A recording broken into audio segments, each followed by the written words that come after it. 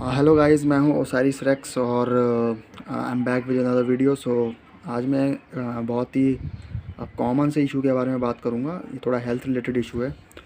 तो फ़ीवर के बाद और ये जो फ़ीवर होता है आपका, कोल्ड होता है, कॉमन कोल्ड होता है, इसके बाद आई थिंक सबसे कॉमन इशू जो इंडियन लोगों में बहुत ज़्यादा देखा जाता है वो है डाइजेस्टिव इश्यूज़।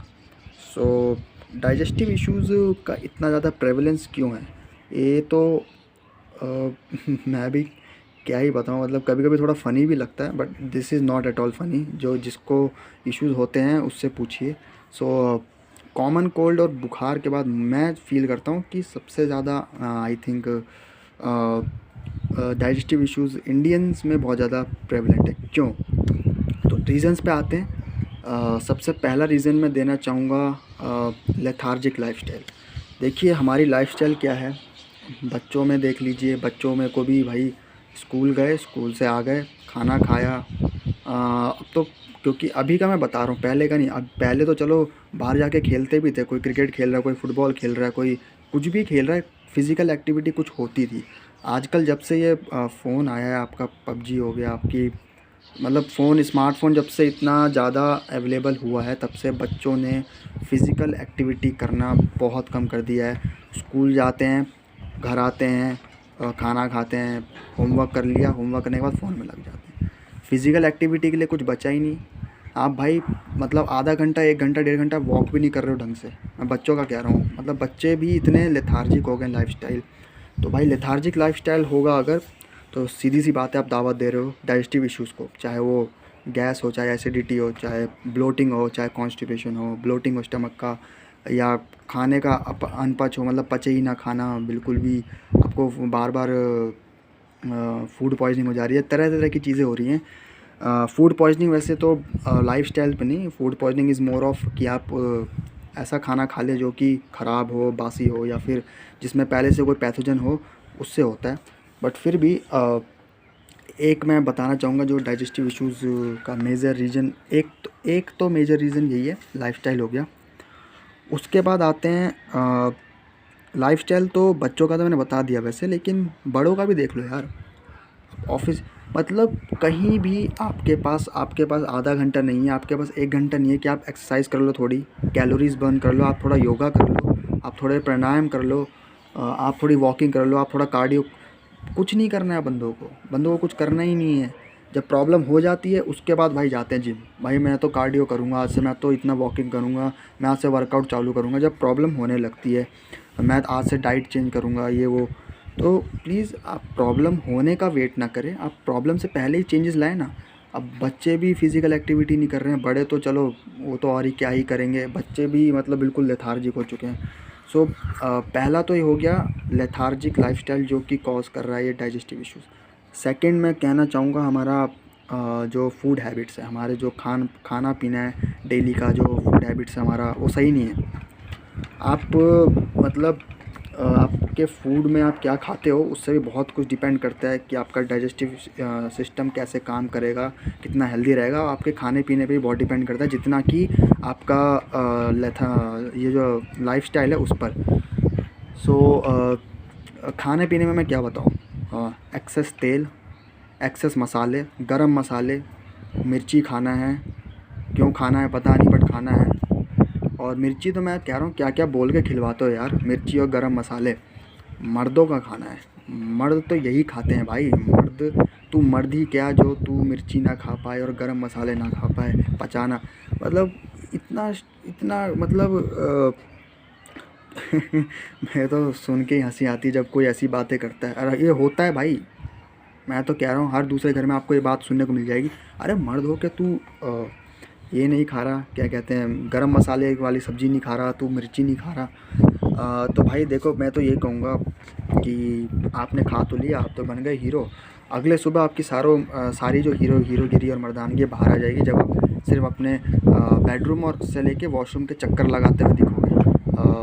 तो वो भी अच्छा नहीं लगता है ना, फिर तो सारी फुस फुस हो गया, मतलब जो मज़ा नहीं आया फिर।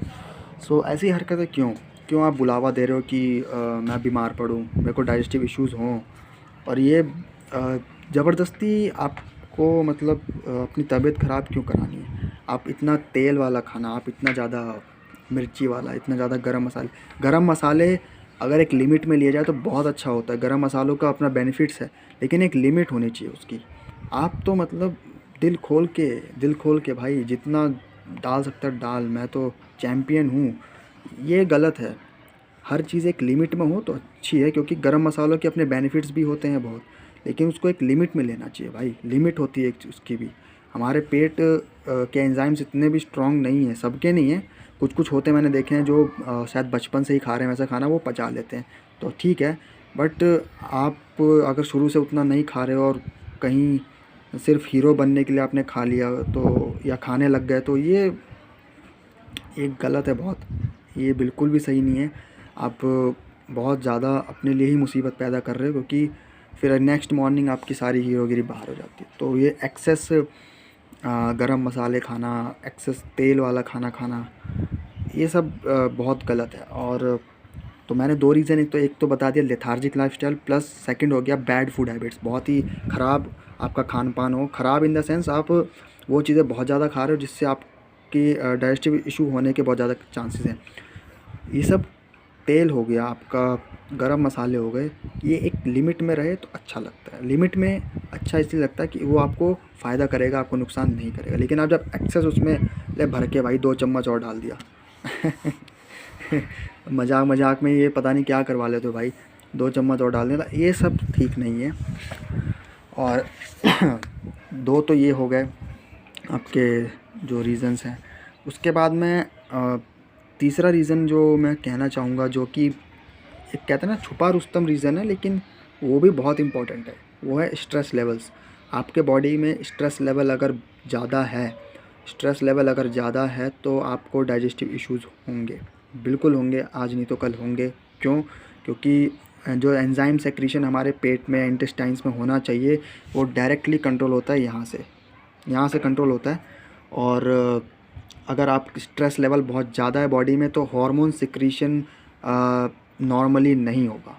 नॉर्मली एक तो क्वालिटी भी और एक क्वांटिटी भी, दोनों में फ़र्क आ जाएगा। हार्मोन सही से सिक्रीट नहीं होगा, तो हार्मोन सिक्रीट होने के बाद ही वो हार्मोन ही ट्रिगर करता है हमारे इंटेस्टाइन्स को, हमारे पेट को वो जूसेस छोड़ने के लिए, वो डाइजेस्टिव जूसेस, वो एंजाइमेटिक जो जूसेस होते हैं वो छोड़ने के लिए। तो अगर आपका स्ट्रेस लेवल बहुत ज़्यादा है तो हार्मोन जो सेक्रीशन है वो इफ़ेक्ट होगा, हार्मोन सेक्रीशन इफ़ेक्ट होगा। तो अल्टीमेटली क्या होने लगता है कि आपका जो डाइजेस्टिव जूसेस हैं, डाइजेस्टिव एंजाइम्स हैं, वो भी ठीक से सेक्रीट नहीं होते हैं। अब जब वही ठीक से सेक्रीट नहीं होंगे तो भाई खाना पचेगा कैसे?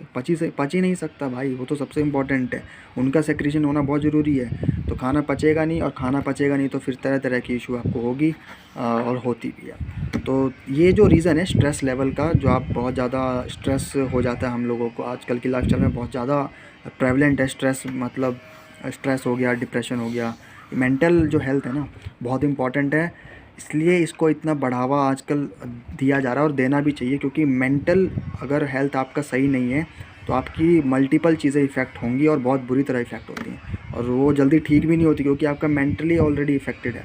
कहते हैं ना कि अगर बंदे का दिमाग पॉजिटिव है ना तो वो बड़ी से बड़ी बीमारियों को हरा के आता है। और कौन हरा के आता है? जो यहाँ से पॉजिटिव होता है, जिसकी पॉजिटिव थिंकिंग होती है।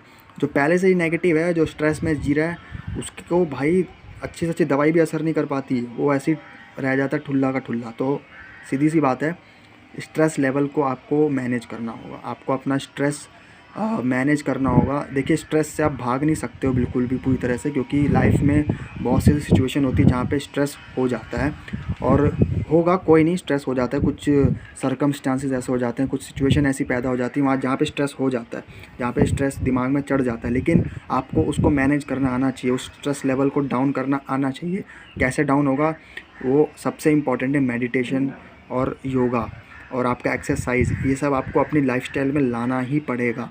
अगर आपके लाइफस्टाइल में योगा, मेडिटेशन और एक्सरसाइज, वर्कआउट्स ये सब नहीं है तो स्ट्रेस लेवल आप कैसे मैनेज करोगे? नहीं कर पाओगे।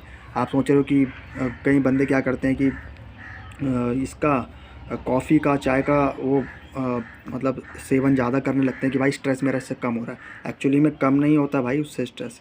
चाय और कॉफ़ी से कभी भी स्ट्रेस कोई कम नहीं होता। ये किसी आप कहीं भी जाके पूछ लीजिए, ये फालतू की सोच है जो लोग, क्योंकि यहाँ भी लोग मेहनत करने से बचना चाह रहे हैं। तो प्लीज़ अपनी लाइफस्टाइल में कितना इम्पोर्टेंट आप देख लीजिए। आपको वर्कआउट, आपको एक्सरसाइज, योगा, मैं ये नहीं कह रहा भाई 4-4 घंटे लगे रहो 3-3, आधा घंटा, 1 घंटा सुबह शाम, आधा घंटा तो निकाल ही सकते हो भाई साहब, आधा घंटा निकाल लो, सुबह और शाम 2 टाइम कर लो, कोई दिक्कत नहीं होगी। और शांति से करना, कोई हड़बड़ाहट नहीं, कोई गोल लेके नहीं कि मैंने इतना कर देना, इतना पुशअप लगा लेना, इतने मैंने वर्कआउट करना है, इतना मैंने देर तक सिटअप्स करने, ये करने, इतना मैंने रस्सा कूदना है, ये सब नहीं। आराम से रिलैक्स माइंड होकर आप पहले मेडिटेशन करें, थोड़ा सा योगा करें, उसके बाद एक्सरसाइज कर लीजिए, आप बिल्कुल चुस्त तंदुरुस्त रहेंगे। ये 3 रीज़न ये हो गए। चौथा रीज़न भी है एक, कि हम लोग वाटर इनटेक कम करके, वाटर इनटेक हम लोग ठीक से नहीं करते। देखिए, वाटर इनटेक भी ज़रूरी है, वाटर इनटेक भी आपका एडिक्वेट जितना होना चाहिए उतना होना चाहिए, तभी आपका डाइजेस्टिव सिस्टम भी तंदुरुस्त रहेगा और आपका जो ऑस्मोटिक बैलेंस होना चाहिए बॉडी में वो भी तंदुरुस्त रहेगा। आपका पानी जो है वो टेम्परेचर रेगुलेशन में बहुत हेल्प करता है, तो अगर आप पानी ठीक से पिएंगे तो वो भी ठीक है, डाइजेस्टिव इशू बना रहेगा, आंतों में, पेट में वो म्यूकस सेक्रेशन अच्छा होगा आपका, सूखेंगे नहीं। सूखने से क्या होता है कि खाना आगे ठीक से बाउल मूवमेंट्स नहीं होते, खाना आगे बढ़ता नहीं है, खाना वहीं स्टक हो जाता है, वहीं स्पॉइल होने लगता है, वहीं पे वो और दिक्कत कर देता है। तो प्लीज़ आप पानी पीते रहिए जितना आपका एडिक्वेट है। ये नहीं कह रहा कि 4-4 litre P low, 10-10 litre, 5-5 litre P low एक ही दिन में, ऐसा नहीं है। 1 से 1.5 लीटर तो मिनिमम आपको पीना चाहिए, मिनिमम 1 से 1.5 लीटर, 2 लीटर भी पी लो, कोई दिक्कत नहीं। सो और अगर आप मसालेदार खाना खा रहे हो तो भाई थोड़ा ज़्यादा पियो, तब तो पानी थोड़ा ज़्यादा पियो, अच्छी बात है आपके लिए। अगर आप नॉर्मल खाना खा रहे हो तो 1.5 लीटर में आपका हो जाएगा काम, 1.5 से 2 लीटर, मतलब मैं एक एवरेज बता रहा हूँ। और अगर आप मसालेदार, आपके खाने में मसाले थोड़े ज़्यादा होते हैं, तो आप थोड़ा ज़्यादा पीजिए, ताकि फ्यूचर में जाके आपको कोई ऐसा इशू ना हो। सो ये मेरा आज का वीडियो था, और आई होप कि आपको थोड़ा सा पता चला होगा कि आपको इन इशू से बाहर आने के लिए क्या करना है। देखिए, दवाई और मेडिकेशन और ट्रीटमेंट ये सब तो चलेगा ही, अगर इशू है तो ये सब होगा, लेकिन इस इशू को आपको अगर परमानेंटली इससे निजात पानी है तो ये जो चीज़ें मैंने आपको कुछ बताई हैं, इन पे आपको ध्यान रखना होगा, इनसे आप इनको आपको फॉलो करना होगा, तो शायद आपको कोई ऐसी डाइजेस्टिव इश्यूज़ ना हो।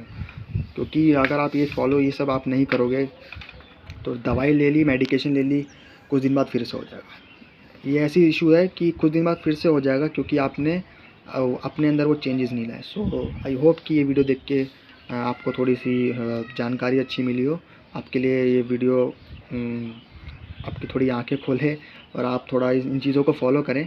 और बाकी तो बस मैं दुआ करता हूँ कि सब चंगे हों, अच्छे हों, सब अपना ख्याल रखें, अपने परिवार का ख्याल रखें, सब खुश रहें, सब हंसते रहें, सब हंसाते रहें। मैं ओसाइरिस रेक्स आपसे मिलता हूँ अगले वीडियो में। इस वीडियो में इतना ही। So thank you for watching the video.